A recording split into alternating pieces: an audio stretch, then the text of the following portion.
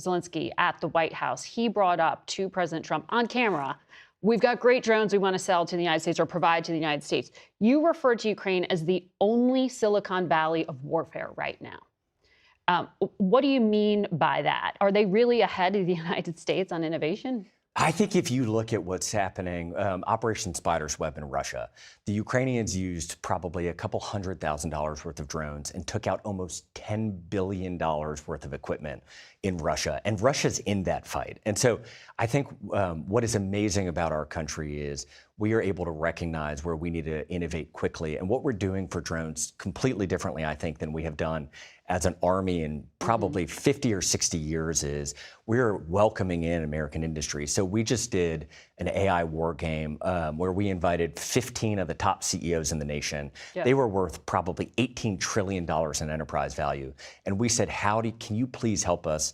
What do you have in your tech innovation pipeline to help us with data in contested environments? How do we do logistics 6,000 miles away if we're facing an enemy who's trying to contest us?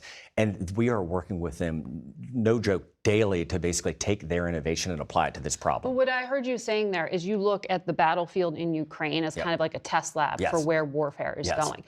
Can you convince some of your fellow Republicans that there is value in that fight in terms of, those who are so isolationist they don't want to be involved in Ukraine, even financially?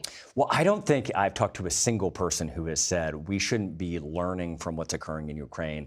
All of our equipment, all of the exquisite features we will need are definitionally going to come. The data set that the Ukrainians are getting for their generative AI models of when they have drones and they're flying and they're learning and they're doing counter drone and they're taking all of this information from their sensors and trying to figure out what's going on. There's not a single person I know that doesn't think that is an incredible treasure trove of information for future warfare.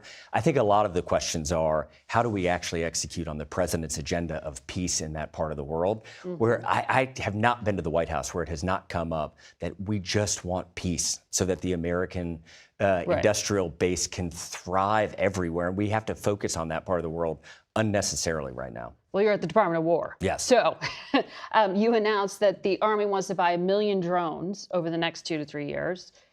Navy, Marines, Air Force, they will obviously be very involved in any war in the Pacific. But you've got to defend those American bases. Yes. So how do you think of the threat from China there? Because I've read that you think they're ahead of America.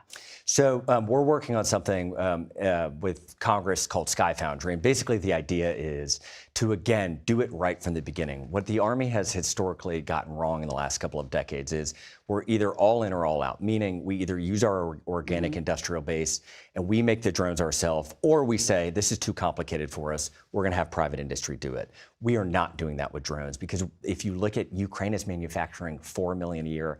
China, I think, is at 12 to 14 million drones a year. Wow. And we as a nation will have to have our private sector able to help us. And so what we are going to do is we are going to invest in things like sensors and brushless motors and circuit boards and a lot of the components that are really hard for the private sector to get right now. The United States Army is going to build those on our bases and empower the private sector to purchase from us. And so we will make drones, our private partners will make drones, and we will catch up and surpass the Chinese incredibly quickly. Secretary, thank you for your time. And I do want to make the point that you are taking questions, and that is unusual these days since the Pentagon has restricted access to reporters. And we think it's important here that the American people hear about their own security as well as the military's 3 million or more employees. So thank you. We'll be right back.